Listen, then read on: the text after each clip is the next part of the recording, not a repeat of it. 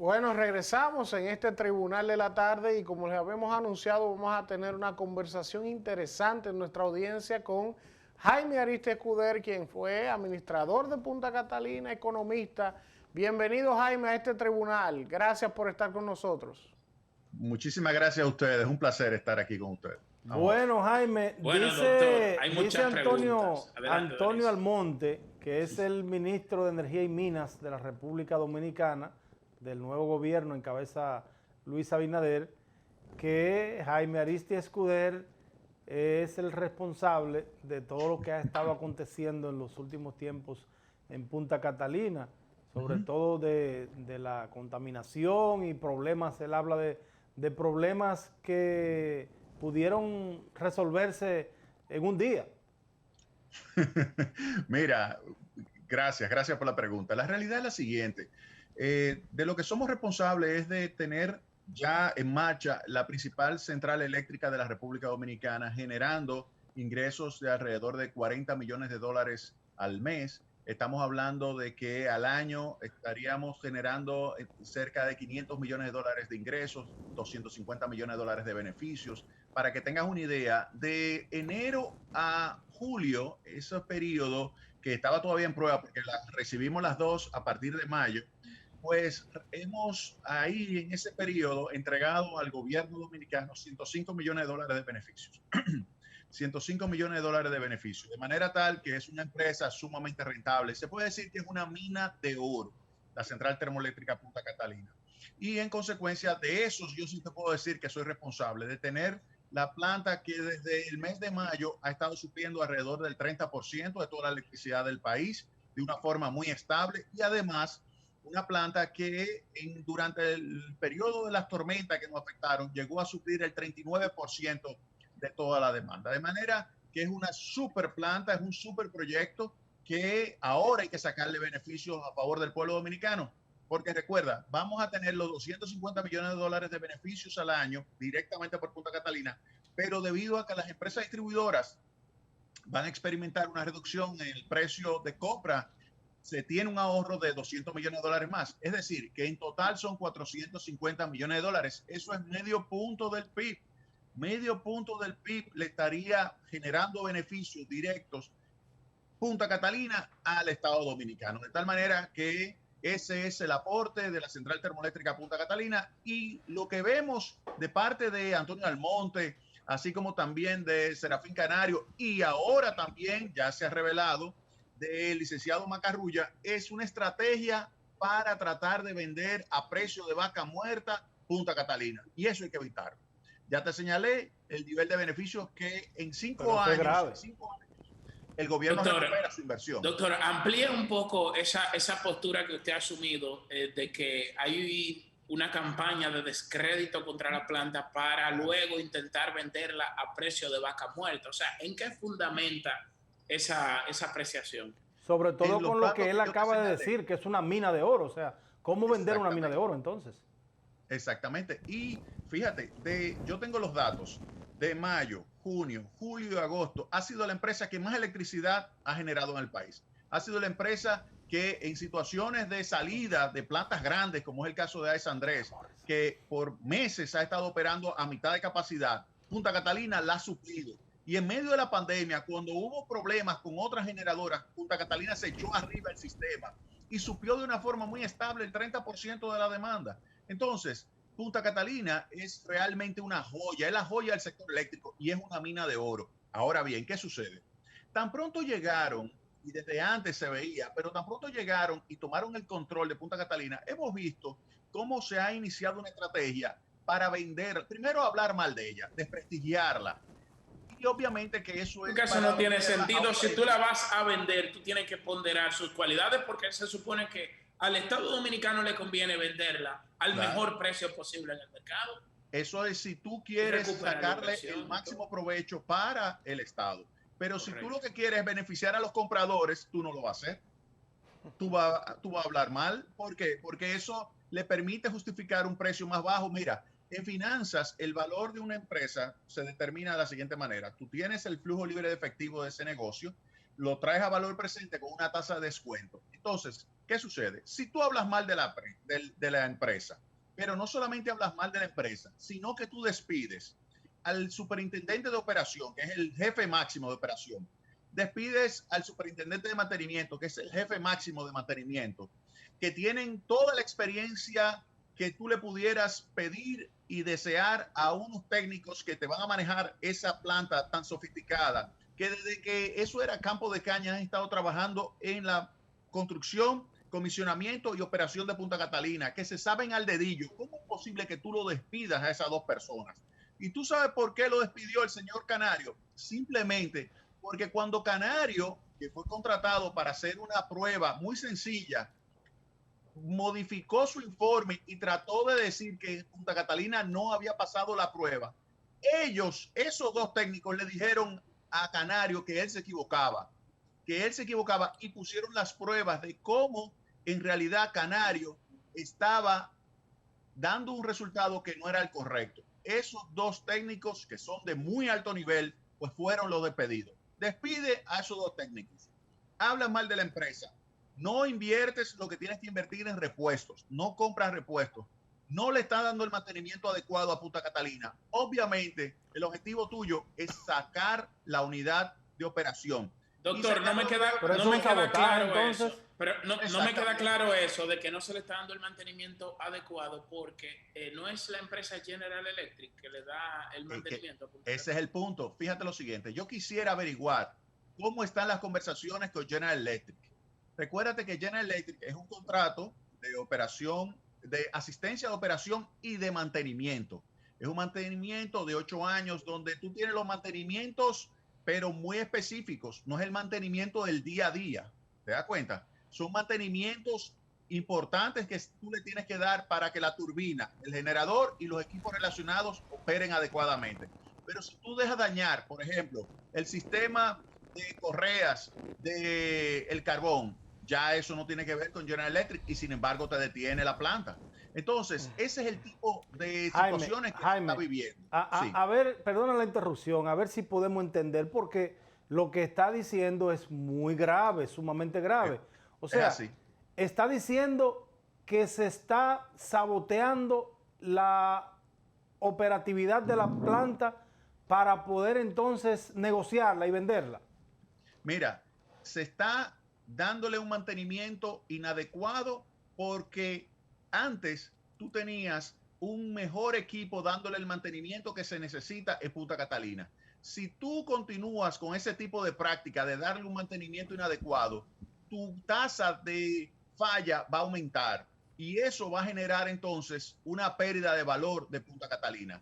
¿Qué yo recomiendo? Que se remueva inmediatamente ese equipo que está ahí y que se vuelva a contratar al superintendente de operaciones, el superintendente de mantenimiento, que son las personas que de verdad conocen esa empresa, conocen el detalle de esa empresa y que pudieran darle el mantenimiento y hacer la operación adecuada. Jaime, entonces, ese es el primer punto que hay que tomar en cuenta. Sí. Me gustaría aprovecharte, ya que hemos visto esta situación tan complicada de la planta, aprovechar tu experiencia como economista. Hay un debate sobre el tapete, el presidente va a hablar mañana sobre el presupuesto de 2021 y una nueva propuesta de impuestos que ellos han puesto sobre la mesa. Evidentemente, esto ha desatado las alarmas. Hace 2 meses yo entrevisté a Miguel Seara Hatton, Jaime, quien es hoy el ministro de Economía, Planificación y Desarrollo. Y Miguel Seara me dijo a mí, que tengo esa grabación de esa entrevista, que solo con modificar el gasto del gobierno del PLD excesivo,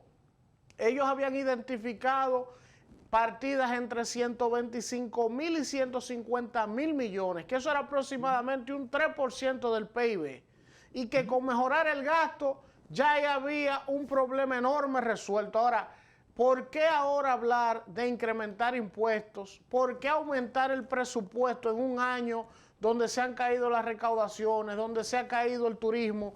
¿Qué tú ves en esta medida del gobierno y qué propone Jaime Aristi en materia presupuestaria para el año que viene? Mira, yo escribí que así como el gobierno ha eliminado la visita sorpresa, en realidad no ha perdido la capacidad de sorprendernos. Y esta es una reforma tributaria sorpresa.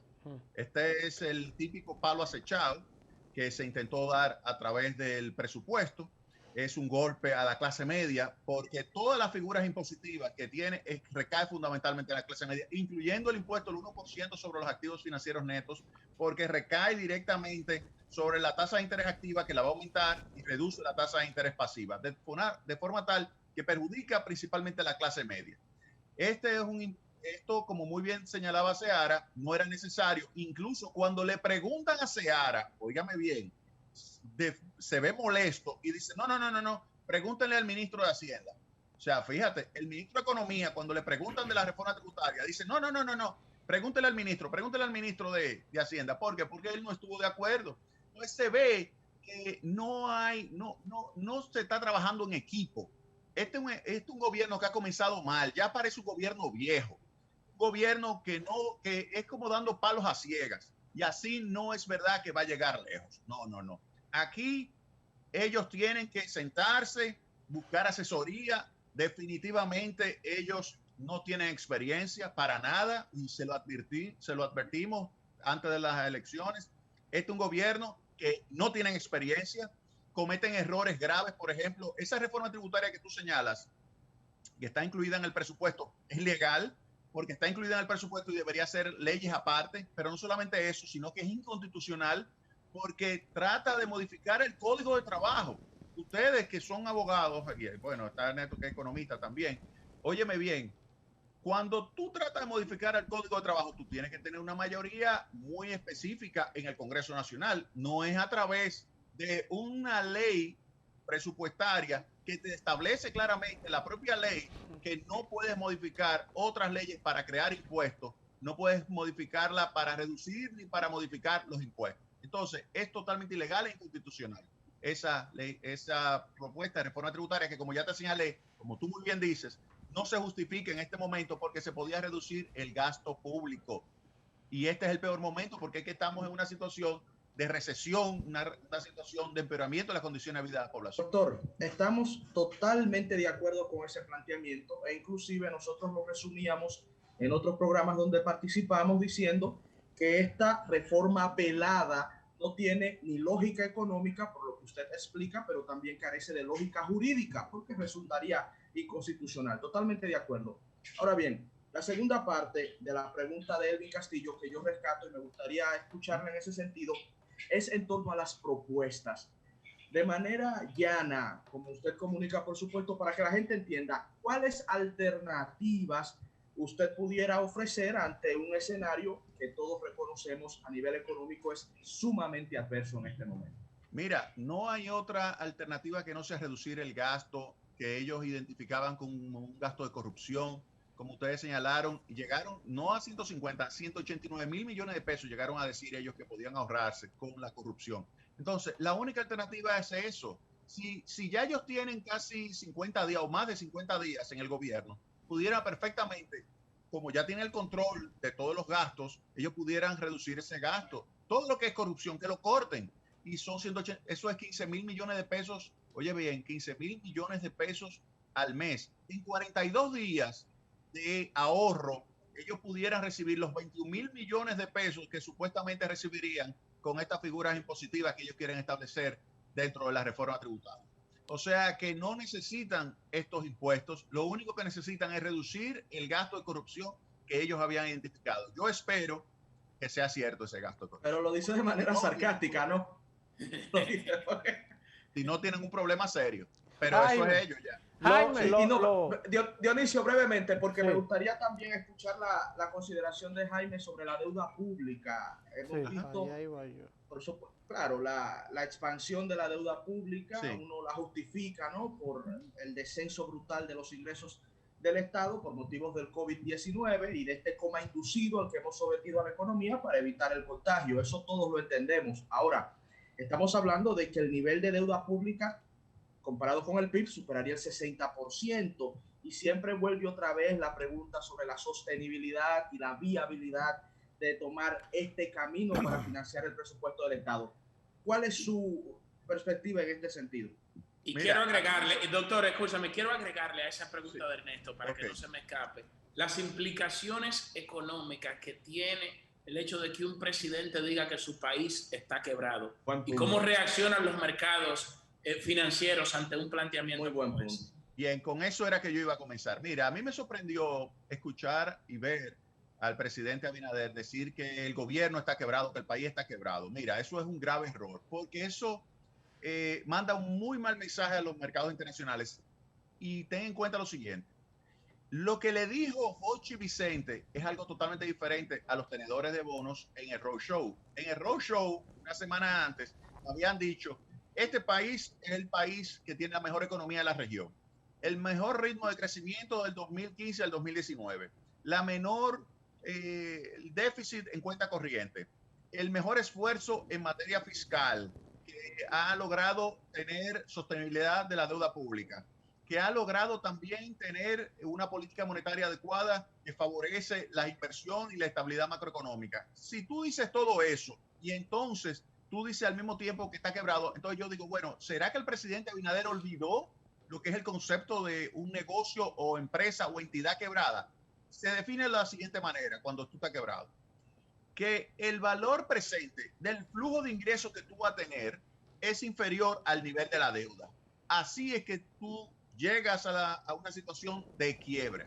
Entonces la pregunta es, nosotros como país, como gobierno, no vamos a tener un valor presente superior a la deuda, porque si es así, le hicimos lo que se conoce como una revelación inadecuada de información a los bonistas, es decir, hicimos lo que se conoce en inglés misreporting, un error de revelación de información. Y si eso es así, preparémonos, porque esos inversionistas pueden venir y decir, los 3.800 millones de dólares que yo te entregué, devuélvemelo. Entonces, yo le recomendaría al presidente Abinader que no vuelva, óigame bien, que no vuelva a decir que recibió un gobierno quebrado o un país quebrado. Que no lo vuelva a decir, porque eso sería terrible para la economía dominicana. Le generaría una situación que, óyeme, él no aguanta 6 meses con el fuego que se le armaría en esa situación. No lo aguanta, no lo aguanta. Bueno, Jaime, Y antes, con relación nosotros... al tema de la deuda quedó pendiente. Sí, Sí, vamos, sí, adelante. La deuda, con el tema de la deuda, mira, la deuda pública, como te señalo, es una deuda pública que es perfectamente sostenible. Esto hay que verlo como de manera transitoria. Este incremento de un déficit de 9.3 y para el año que viene no es verdad que el déficit va a ser 3%, el déficit va a ser, y ustedes lo pueden apuntar, entre un 5 y un 6% del PIB el año que viene, sin ningún tipo de problema.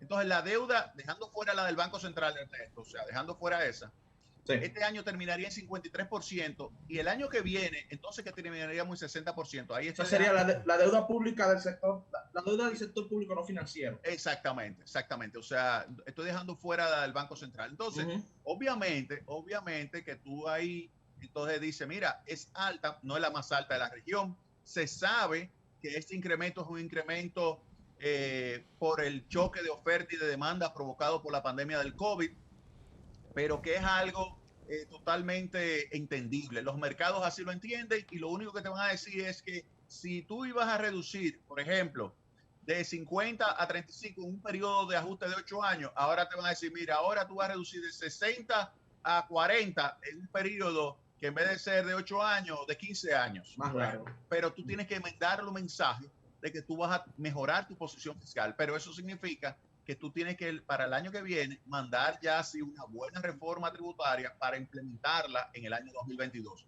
Que eso es lo que más me preocupa.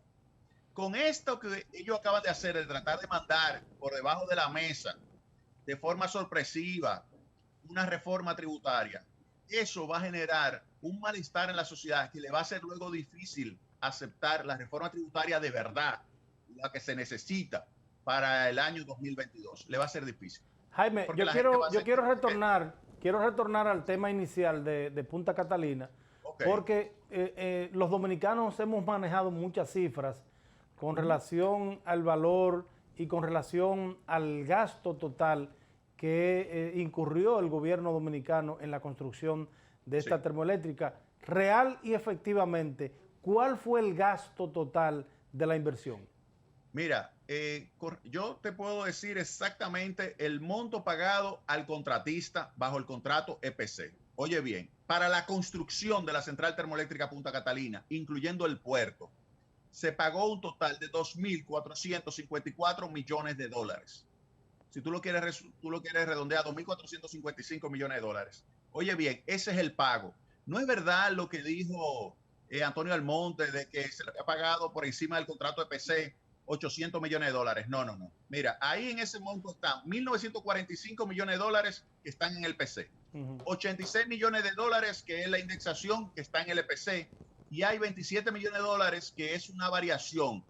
Y entonces se le pagó en un proceso de disputa que ellos querían pagos adicionales por 973 millones de dólares, se redujo ese monto a 395.5 millones de dólares. Todo eso te da los 2.454 millones de dólares. De manera tal que ese es el monto pagado para la construcción de la central termoeléctrica. Incluido el terreno. Bueno, el terreno va aparte. El terreno son 6 millones de dólares, sí. El terreno va aparte. El terreno va aparte. Okay. Esto es lo que se le pagó al contratista para la construcción propiamente. Recuérdate que yo reté públicamente a Antonio Almonte y aprovecho esta tribuna tan poderosa para retarlo nuevamente, que me presente las pruebas que él dice que tiene, de que se pagaron 800 millones de dólares por encima al contratista, por encima de lo establecido en el EPC, que me la presente. Yo lo reté hace ya como 3 semanas y dejó el claro, y lo que ha seguido él es enfocándose en su estrategia de vender a precio de vaca muerta a Punta Catalina, y nosotros como país tenemos que salir a defender Punta Catalina. ¿Saben por qué? Porque les representa alrededor de 450 millones de dólares al año de beneficio, entre los 250 millones de dólares de beneficio directo que ella tiene y 200 millones de dólares de beneficio para las distribuidoras. Eso en total al Estado le representa 450 millones de dólares, que en 5 años tú recuperas la inversión. Jaime, hay dos cosas que yo creo que veamos antes de terminar. Primero, se está hablando ahora de que hay que convertir a Punta Catalina a gas natural. Y uno se dice, pero ven acá, una planta recién inaugurada, ahora van a someterla a este proceso, a gastar más dinero. ¿Por qué no se hizo de una vez a gas natural? Eso sí, por un lado. Lo otro, Jaime, todo el mundo sabe que hay sectores, en el sector privado hay que no quería que se hiciera Punta Catalina porque afecta a su negocio de generación eléctrica. Pero todo el mundo en este país sabe, Jaime, lo que le ha costado a este pueblo ese cartel eléctrico cuando tenían el control absoluto y mayoritario de la generación de energía. Entonces yo me pregunto, si construimos a Punta Catalina como un punto de equilibrio para regular un poco ese abuso que han cometido los generadores privados, entonces ¿se la vamos a vender ahora? Muy buena pregunta. Tú dejaste lo mejor para el final. Tú me vas a tener que dar tiempo. todo el que quiera, Jaime. Sí, porque esa intención, Jaime, viene de antaño. Aquí se estaba hablando de vender Punta Catalina, inclusive desde el gobierno del expresidente Danilo Medina. Y nosotros le unimos esa pregunta brillante de Elvin, ¿por qué esa insistencia desde hace años de vender una planta que tanto le ha costado inclusive hasta justificarla al propio pueblo dominicano? Mira, vamos a comenzar con lo que tú señalas de convertirla a gas. No, mira, imagínate que tú tengas un Mercedes-Benz, un BMW, un nuevecito de cajeta. ¿Tú te vas a poner a meterle un tanque de gas atrás? Imposible. No, si tú tienes una tecnología hecha, tú no te vas a poner a inventar, a cambiarle la tecnología cuando ya esa planta, el puerto es un puerto carbonero, la correa es una correa carbonera, el almacén es un almacén carbonero y todo el sistema de molinos es molino carbonero. Es decir, tú no puedes ahora decir, yo voy a invertir 600, 700, 800 millones de dólares más en Punta Catalina. Olvídate de eso. Punta Catalina hay que sacarle el provecho como está, como se lo están sacando más de 350 empresas como Punta Catalina en los Estados Unidos, o que Japón está invirtiendo 22 plantas de carbón nuevecitas en Japón. Entonces, óyeme, vamos a sacarle provecho en carbón. Con relación al otro punto, mira, con la entrada de Punta Catalina en mayo a plena capacidad, el precio del mercado de spot, que en mayo del año anterior era de 14 centavos, bajó a 4 centavos. Tú me dirás, mira, Jaime, pero en ese momento tú tenías la cuarentena, tú tenías una reducción de los precios internacionales de los combustibles. Yo le quito todos esos efectos. ¿Cuál sería el precio? 7. Es decir, que bajó a la mitad. ¿Quién se perjudica con la entrada de Punta Catalina? Obviamente, como tú muy bien señalas, todos esos generadores que por años se beneficiaron. Ayer Macarrulla decía en una entrevista, mira, la mitad de la deuda se corresponde al déficit del sector eléctrico. Lo que no dijo es que la contraparte de ese déficit del sector eléctrico, entonces, ¿quién es? Un patrimonio de ese mercado oligopólico del sector eléctrico que vendía unos precios enormes en la electricidad. Con Punta Catalina ha tenido que bajar a la mitad el precio de venta. Óyeme bien, o se adaptan con mejor precio o cambian su estructura de generación de electricidad cambiando el combustible como está haciendo CESPEN, o simplemente se va a tener que vender como chatarra. Punta Catalina ha hecho una revolución, ha logrado una revolución en el sector eléctrico. Sin lugar a dudas, Punta Catalina es el mayor aporte al proceso de modernización del sector eléctrico de la República Dominicana, que va a ayudar a reducir ese precio y a quitarle ese dinero que antes se lo llevaban esos generadores y devolvérselo al consumidor. ¿Por qué? Porque ya se le está devolviendo a través de las distribuidoras. Pero venderla, Jaime, no sería entregársela a los generadores para que vuelvan a tener el control monopólico del precio de venta de energía. ¿Por qué venderla entonces? Óyeme, yo te voy a decir una cosa. Tú pudieras, ahora ellos la están justificando. En enero decían que no la debían vender. Decían que no. Ahora dicen que sí. Ok, yo te lo acepto, está bien, pero vamos, si tú quieres darle participación al sector privado, porque tú le puedes dar participación, porque vender significa tú recibir por adelantado parte de lo que tú vas a recibir en 40 años, tú lo recibes por adelantado, y no hay problema, pero véndemelo a buen precio. Tú no vas a pedirle en un restaurante que te hagan un filete a un cocinero que es vegetariano, ¿verdad que no?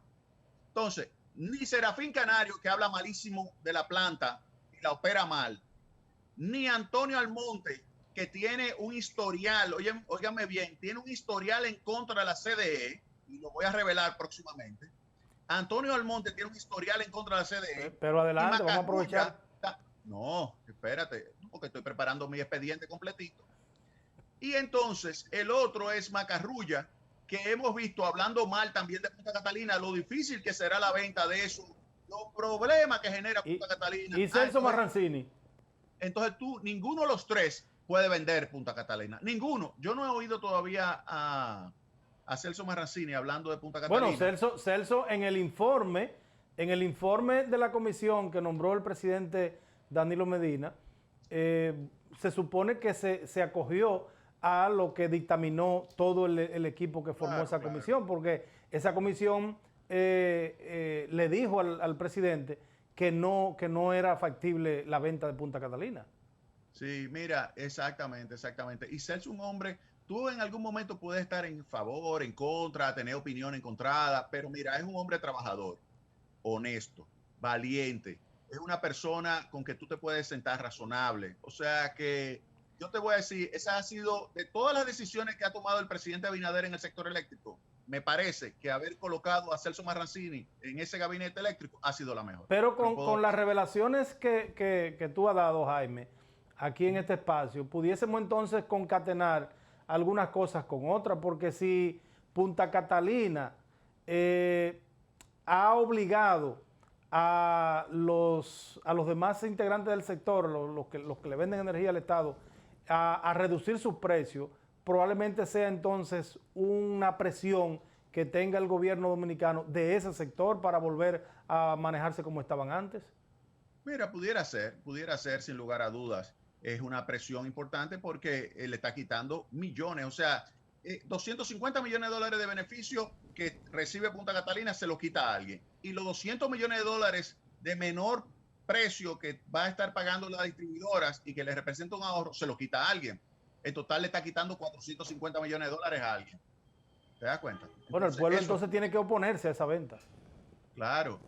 O sea, yo le voy a decir lo siguiente. Punta Catalina es una mina de oro que genera beneficio para el Estado de 450 millones de dólares entre los beneficios directos y los beneficios de las distribuidoras, y por lo tanto el Estado dominicano tiene que defender eso.